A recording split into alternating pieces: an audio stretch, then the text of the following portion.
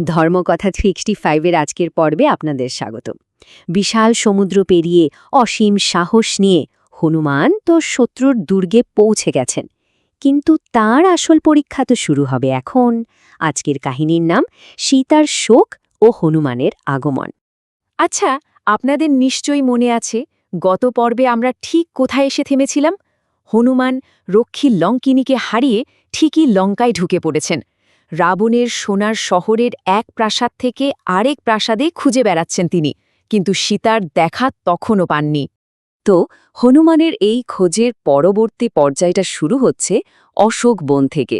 চলুন আমরাও তার সাথে এই রহস্যময় বাগানে ঢুকে পড়ি। রাত যত বাড়ছে লঙ্কার পরিবেশটাও তত থমথমে হয়ে উঠছে।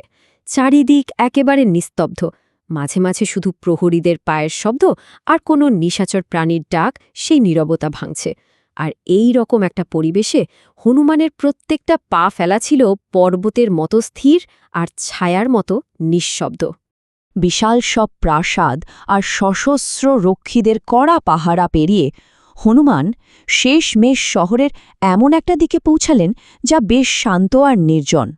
অবশেষে তিনি এসে পৌঁছালেন এক শান্ত পবিত্র বাগানে, অশোক বটিকা। উঁচু উঁচু গাছ আর তাতে কত রকমের সুগন্ধি ফুল, দেখতে তো মনে হচ্ছে যেন স্বর্গের একটা টুকরো। কিন্তু কিসের যেন একটা অদ্ভুত নীরবতা আর গভীর বিষণ্ণতা মিশে আছে বাতাসে, যা বনের এই সৌন্দর্যের সাথে একদমই বেমানান। একটা গাছের ডালে পাতার আড়ালে লুকিয়ে হনুমান নিচের দিকে তাকালেন, আর ঠিক সেখানে তিনি অবশেষে তাকে দেখতে পেলেন, যার জন্য এত কিছু করে এই সমুদ্র পাড়ি দেওয়া।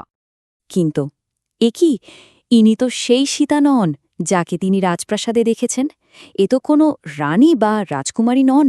মাটিতে বসে আছেন এক খুব দুর্বল নারী, পরনে একদম সাধারণ ছেঁড়া ময়লা কাপড়। তার চেহারায় রাজকীয়তার কোনো লেশমাত্র নেই। তার মুখটা একদম ফ্যাকাশে হয়ে গেছে, চোখ দুটো দিয়ে অনবরত জল পড়ছে। অসহায়ভাবে মাটিতে বসে আছেন, আর তাকে ঘিরে রেখেছে কেমন সব ভয়ঙ্কর দেখতে রাক্ষসীরা।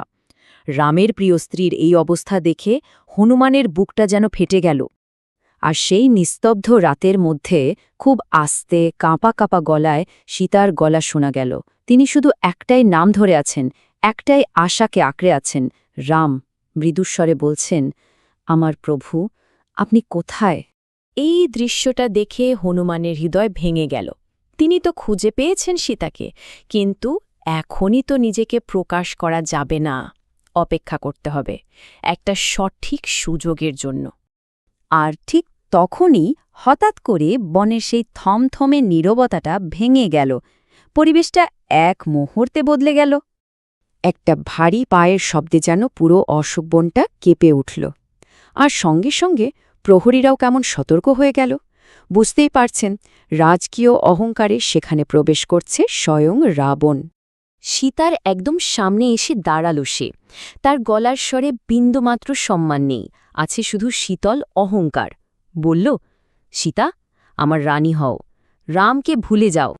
সীতা কিন্তু একবারের জন্য তার দিকে ফিরে তাকালেন না। এই নীরবতা, এটাই ছিল রাবণের জন্য সবচেয়ে বড় অপমান।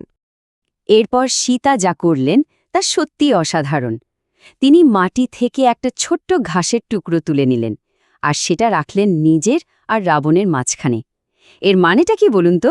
এর মাধ্যমে তিনি রাবণকে বুঝিয়ে দিলেন, তোমার এই বিশাল সাম্রাজ্য, তোমার ক্ষমতা আমার কাছে এই ঘাসের টুকরোর থেকেও তুচ্ছ। ব্যাস, এই চরম অপমানে রাবণের 10টা মুখই রাগে কালো হয়ে গেল।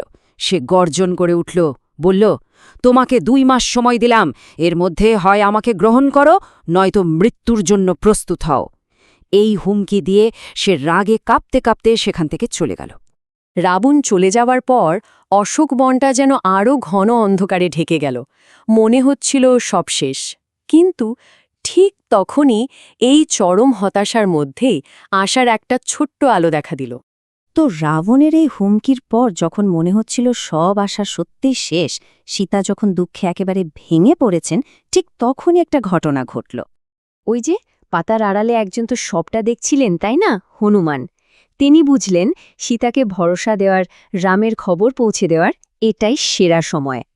তিনি খুব আস্তে একদম মৃদুস্বরে রামের নাম জপ করতে শুরু করলেন। রাম রাম। সেই পবিত্র নামটা যেন অন্ধকারের মধ্যে একটা আলোর রেখার মতো সীতার কানে পৌঁছল। সীতা একেবারে চমকে উঠলেন। এই রাক্ষসপুরীতে তার প্রভুর নাম কে ডাকছে? জানেন, বহুদিন পর তার অশ্রু ভেজা চোখে আসার একটা ঝিলিক দেখা গেল। হনুমান খুব সাবধানে গাছ থেকে নামলেন। সীতার সামনে এসে প্রথমে হাত জোর করে প্রণাম করলেন। তারপর অত্যন্ত যত্নের সাথে শ্রীরামের দেওয়া সেই আংটিটা তার সামনে রাখলেন। দেখুন, এই আংটিটা কিন্তু শুধু একটা গয়না ছিল না, এটা ছিল একটা অটুট প্রতিশ্রুতির জীবন্ত প্রতীক, রামের ফিরে আসার বার্তা। সীতার কাছে এই আংটিটা ছিল যেন স্বয়ং আশা। তো সীতার হাতে এখন রামের আংটি, আশাটা এবার বিশ্বাসে পরিণত হয়েছে। কিন্তু এখন প্রশ্ন হল, সীতা রামের জন্য হনুমানের মাধ্যমে কি বার্তা পাঠাবেন? ধর্মকথা 365-এ প্রতিদিন শুনুন রামায়ণের এক নতুন অধ্যায়। মানব জীবনের ধর্ম, ন্যায়, ভালোবাসা ও ত্যাগের মহাকাব্য রামায়ণ এখন শুনুন এক নতুন ধারায়।